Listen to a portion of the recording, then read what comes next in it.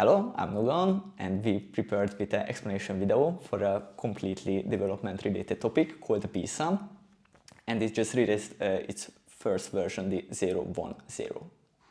It has properties such as the JSON values have random access, the object's keys have in exact order for serialization, and last but not least, it supports proper binary marker inclusion proofs on container elements. First, have a look on what is the most usual serialization of JSON objects. Here are two JSON objects with variable names JSON and JSON2 with the very same values, but the order of the elements are different. If I want to serialize these objects, I have to encode these objects into strings, characters, that exactly corresponds to JSON notations. On the example, you can see even though the two objects share the same values, their serializations are different, not equal to each other. So to speak, byte-wise, I cannot tell the serializations hold the same values. Moreover, even if it kept the key order, but I add some values to the bodies array, for example, the following values are shifted by the length of the inserted elements. Because of this, it loses its random access property. In other words, I cannot tell in which place I can read out the value of the age property. In this example, only if I start to interpret the JSON object sequentially from the start. This random access property is required to efficiently provide inclusion proofs for values in the binary marker tree. The real origin story behind BeeSon was that in Monterey 1.0 proposal, the data structure design already had random access for all of its elements, but not on its metadata that was serialized in the same way as mentioned before at JSON. In order to understand a bit more this binary marker tree, for short BMT, let's have a look at the fundamentals section. When the data has random access, then the lookup is the fastest for its elements. If this kind of data is represented in the BMT, one can prove the element in question is included in the data blob, identified with a content addressed 32-byte segment. This is called BMT inclusion proof that requires data only logarithmical to the length of the whole data blob. So this is how the BMT looks like. The bottomest level is the data serialization itself, where the data is sliced up into 32 bytes of segments. Each level has half amount of elements than the level below. The way I have to calculate the byte elements here of this BMT is hashing the corresponding two segments together from the below level. For example, in order to get H0 in the first level, the D0 and D1 have to be hashed together. The hashing algorithm will do this until it results in a BMT root hash, one singular 32 bytes. This segment encodes this subsummed original data by BMT hashing algorithm, which gives the content address property for this identifier. The BMT like this has 128 segments in the data level in form, which is 4 kilobytes, and that is called a chunk. In order to get this address, only this span has to be hashed together with the BMT root hash, where the span holds the byte size of the data subsummed under the address. I have to state here there is no 4 kilobytes of limitation for data blobs because of this, since you can use multiple chunks in order to represent a full blob. The hashing function being used in BMT is the getchuck256. Its output is 32 bytes that defines the smallest unit in the BMT that I referred with the name segment. The slightest change in the input data will result in a completely different hashed output. The hashing function is also extensively used, this hashing function extensively used in the Ethereum ecosystem as well. With the proper fundamentals, we can dive into the theory behind of BeeSon. Let's discuss first what types of the BeeSon handles. By definition, a JSON value can be either a string, number, object, array, boolean, or null. Here the object and array act as container types, since they just include other elements in their defined structure. Nevertheless, in byte representation of types, you have to specify more of these types. For example, what kind of number you store, such as int 32 or float 64. You can see in this list what kind of types BeeSon can handle currently with their corresponding notation, such as null has value 1, boolean has 2, and so forth. The numbering doesn't follow an incrementing scheme, because later type values can be mixed, creating another types. For example, an int 32 array that will have value 8305. Array and object have a nullable version, where the elements can take null values, and also there are mistypes like swarm CAC and swarm COC that are 32 bytes of swarm hash references. One exotic type is the SuperBeeson that encapsulates other container types, but about that later. And now we reach the point where I can elaborate the structure and the logic behind the marshalling and how the serialization happens. It consists of three parts. The header describes the version and the type of the BeeSon value. The type specification details the properties of the type. It is required only at container types.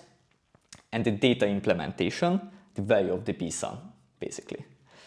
These BeeSon components are fitting into whole segments, meaning even if the information can be expressed lesser than 32 bytes, it will be putted anyway into a whole segment. Starting at the beginning with the header.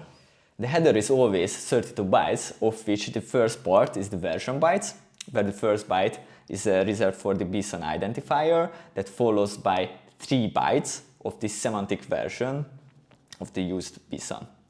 The second part is the block flags, of which the last 2 bytes are representing the type. As it was also mentioned before, it has 26 bytes of padding in order to fit into a whole segment, which in this case can be used for extending the base types domain set later. It is known what a header is, and since the type specification is only required at container types, we can see an example for a non-container type with a data implementation. The examples like this are using the JavaScript library of BeeSon. The library exports a BeeSon class that can be instantiated with any type of JSON value, for which the library generates the corresponding BeeSon attributes and configuration. As an example for a JSON string, we initialized a BeeSon object with a JSON string in a variable named BeeSon1. It has multiple methods, but we just need the serialization that returns 64 bytes. It starts with version bytes 1010, which represents it is BeeSon blob, and it has a 010 version. After the 64 bytes of padding, we see what BeeSon type we have, which is 08.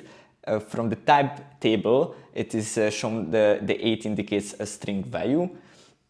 The last 32 bytes are the segment-fitted string that holds the characters for decentralize, and a quote mark that indicates the end of the string.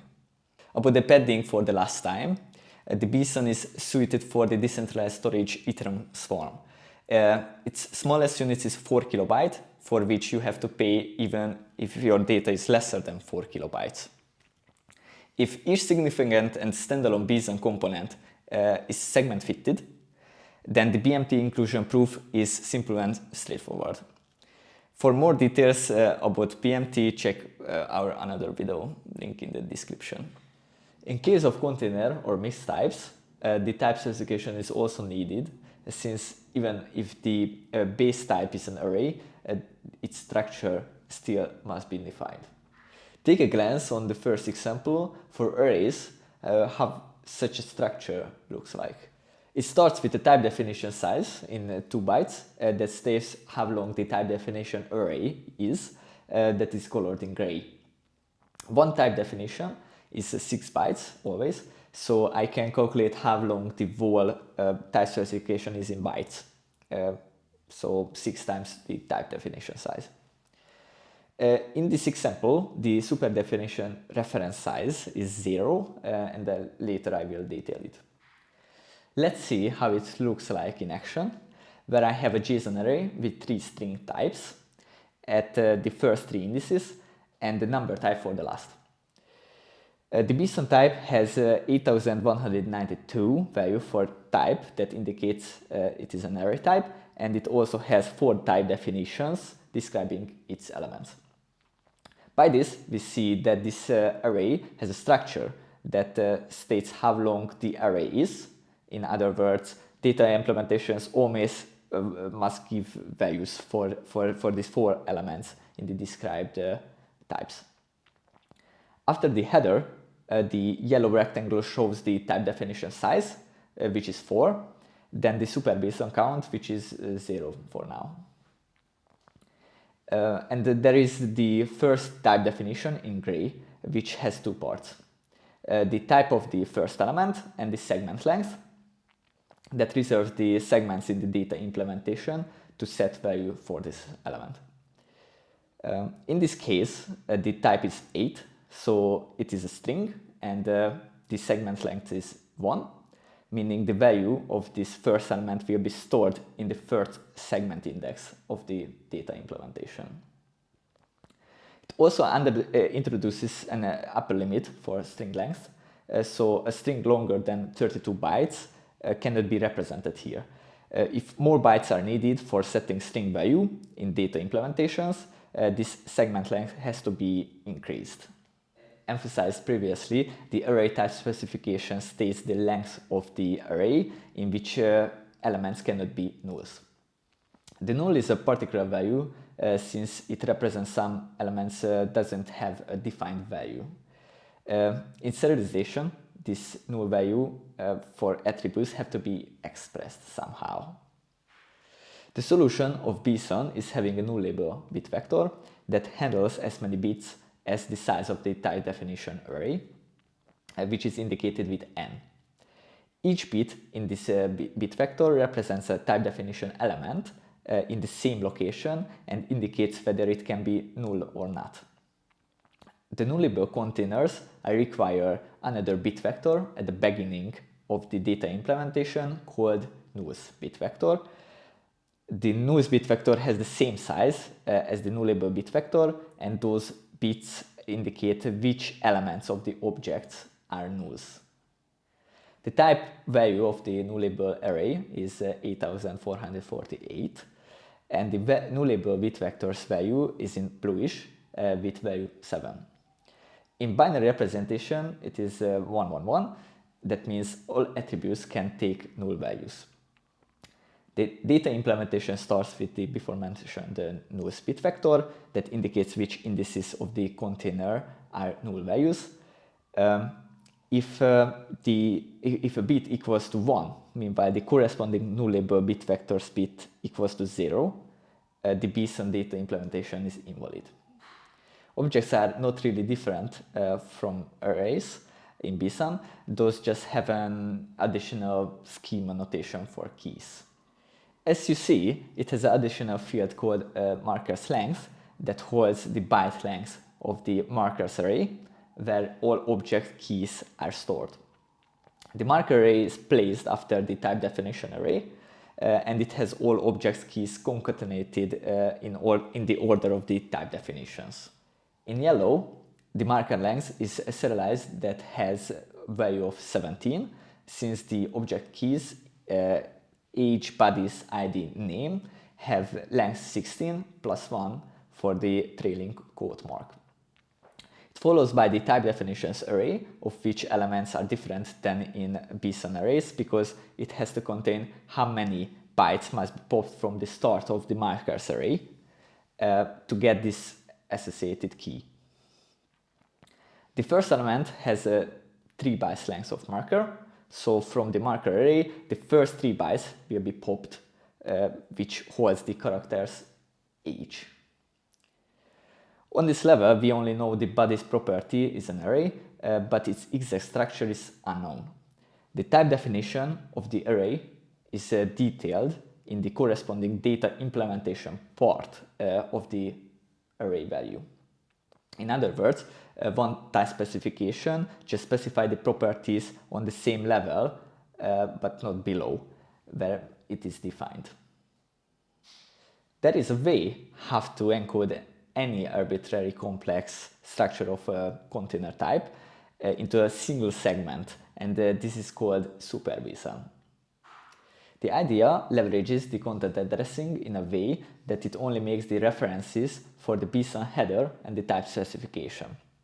By that, the data structure elevates the resolving of the type specification to the deserialization algorithm. If the BeeSon has a SuperBeeson type on the topmost level, the type specification will be replaced by a single SuperBeeson reference. This reference can be resolved by the compiler by a simple mapping from the reference to the header and the type specification bytes. After this, it can process the data implementation in the same way like at other container types. As mentioned, it can encode any structure below the described level as well by using supertype references in the type specification. When supertype references are used for describing a container type element, its type specification also doesn't have to be serialized in the data implementation section. Supertype references also hold header plus type specification bytes, and its type specification also can have supertype references, and so on and so on. Because of this, the topmost SuperBeeson reference encodes all subsummed supertype references, thereby every types. You can see on the right there is the SuperBeeson object, on the left is the simple container type. The red area will be replaced by the green in case of SuperBeeson, and all bytes below is the data implementation part. By that, only 7 segments are needed to prove the exact data structure of a blob for 4 kilobytes of data that equals to a single segment proof of a data blob, so the data structure proof cannot be cheaper. Since this SuperBeeson is a specific type, it must be indicated somehow for the compiler that a container type is a SuperBeeson. For that, the JavaScript library has type managers for each element of the BeeSon object, where a SuperBeeson flag can be set to true. This can be done also by modifying the DNA object of the BeeSon type manager, which is the JSON representation of the BeeSon configuration. In this example, the top-level object is a SuperBeeson, as it is indicated at the bottom, but the body's attribute at the second index can also have this flag set true in this type specification object. If this flag is true, then the compiler will replace the volen type specification data into its swarm hash, and on load it will resolve this swarm hash into a type specification. With all of these concepts, we achieve to express the structure of any JSON object in 64 bytes, which is followed by its values in the data implementation section. So a file represented by a swarm hash can consist of multiple chunks, but for the sake of simplicity, let's sum up what happens in a single chunk scenario for inclusion proofs. On BMT inclusion proof, one must provide the segment to be proved, its segment index, and the corresponding sister segments in order to result in the desired BMT root hash by hashing those together by the rules of the BMT hashing. The structure is expressed by two segments in case of SuperBeeson, and those segments are pairs. So by inclusion proofing the first segment, the another segment also will be proved. For 4 kilobytes, the BMT has 7 levels, so we must provide 7 sister segments included with the SuperBeeson reference to prove this structure. By this, the leftmost side of the BMT tree is known. Of course, most of the cases, it is not enough to prove only this, because some fraud proof also has to be provided in the data blob, for which the data segment also must be passed, that it doesn't obey to some rules in its value. These rules can be written in blob validator smart contracts, where the validators can deserialize every attribute of the SuperBeeson schema or pass it away to another validator smart contract. Let's say we have a structure that describes a person and rules defined by smart contract, such as the age property has to be above 18.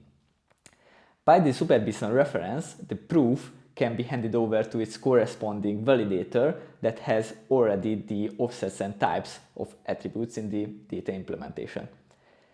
This validator contract will deserialize this segment if the BMT root hash of the inclusion proof data equals to the challenged hash.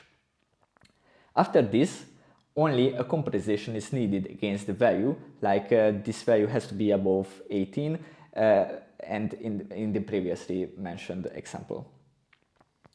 If the data segment L is in the lower level of the structure, the root level validator will pass the validation to the corresponding validator contract based on the SuperBeeson reference. Otherwise, if the lower level element is not a SuperBeeson, the validator has to interpret the element's type specification. This is how an inclusion proof system can work on any complex JSON structure. If you want to try it out, you can download it from npm, this JavaScript library, with which we created these examples as well, or build this library itself from building the source code that you can reach out under the Fair Data Society /BeeSon GitHub repository. Thank you and see you next time.